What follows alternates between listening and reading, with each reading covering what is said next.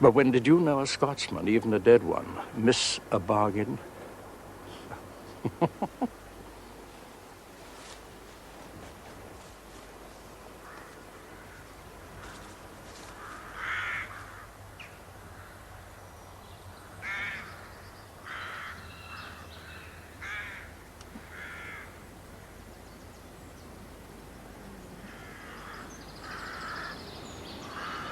Father?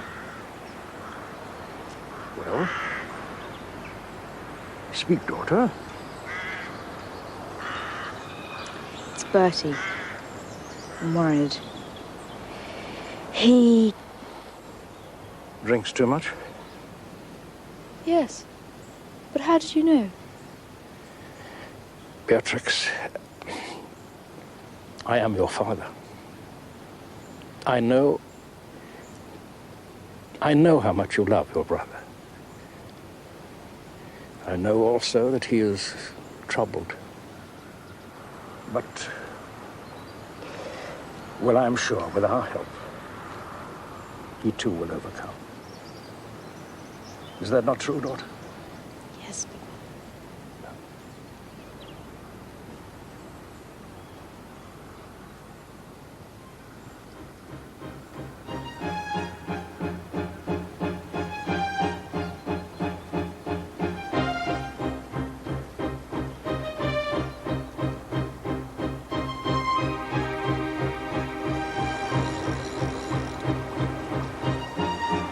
Both look very solemn.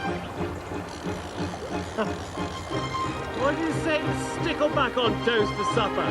I ain't caught much else.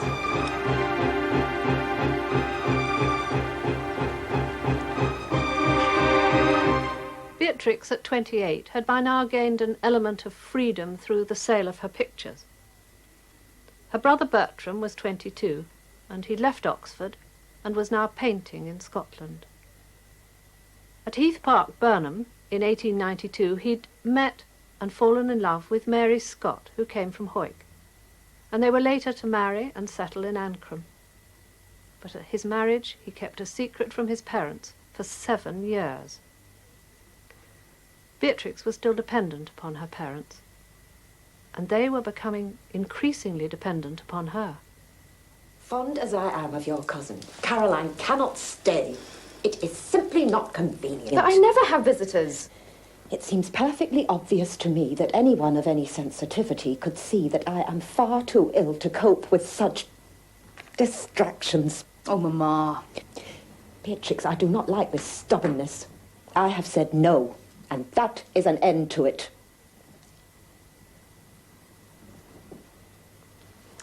In that case, since you are indisposed, may I not have your carriage? A carriage? Certainly not. But why not? You're surely not planning to go out yourself. Perhaps. I have not yet decided what I shall do. But just now you said... Beatrix, that is enough. Yes, Mamma.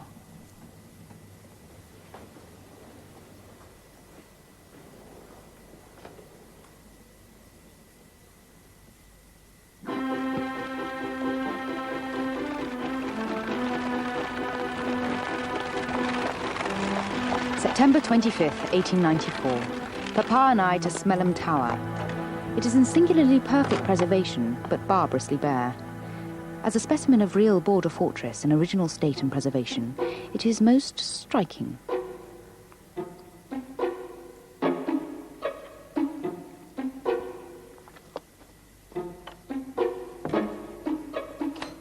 The stair is very dark, but very even. I dare say Sir Walter Scott had been up very often. It did not occur to me to consider the ghost.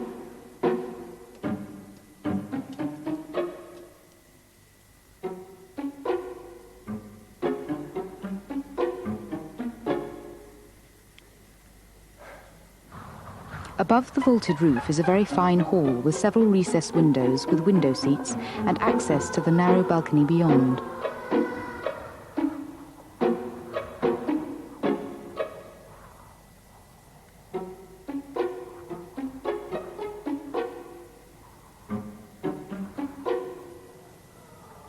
It was perfectly safe, but the yawning chasm on the left was too much for my head.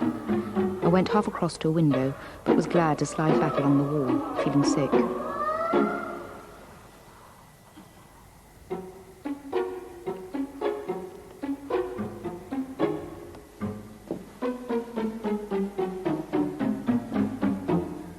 I came down and found my father very cross, photographing every view but the right one, the sun being wrong.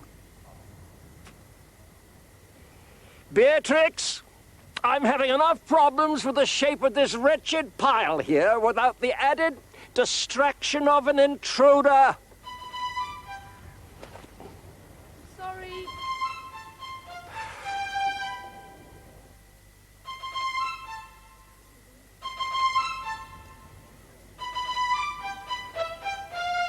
Beatrix!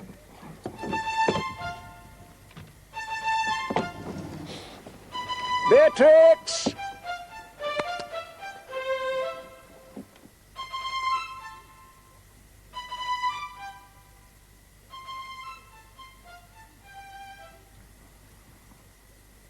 Now, these are some of the pictures that she made about this time.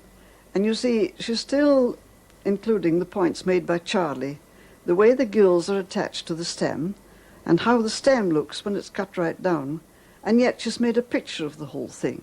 She was also noticing that some fungi are always found along with certain trees, and this we now call mycorrhiza.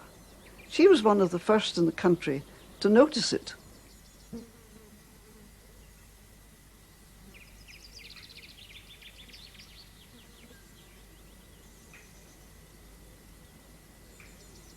I shall be sorry to leave the borders. The funguses will come up again and the fossils will keep. I hope I may come back again someday when I'm an old woman. Unless I happen to become a fossil myself, which would save trouble.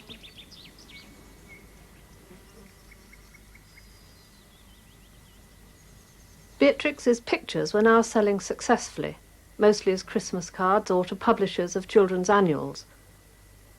And the income from them, together with the gift from her father of £5,000 in bonds, quite a considerable sum of money in those days, was giving her a measure of financial independence. Beatrix was now 30 and unmarried. Would the day ever come when she could relinquish her mother's hold on her? Mamma was taken very ill, sick from 8 on Monday morning till 3 the next morning. There is supposed to be some angelic sentiment in tending the sick, but personally I should not associate angels with castor oil and emptying slops. Having been indoors almost continually, I caught a violent cold in my head.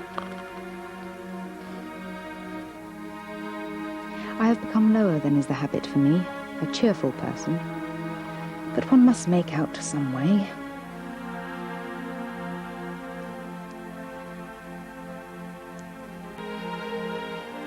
It is something to have a little money now, to spend on books, and to look forward to being independent, though forlorn. Tuesday, January the 7th, 1896. 2 museums, studying labels on insects, being in want of advice and not in a good temper. It is the quietest place I know, and the most awkward. The staff here have reached such a pitch of propriety that one cannot ask the simplest question. If people are forward, I can manage them.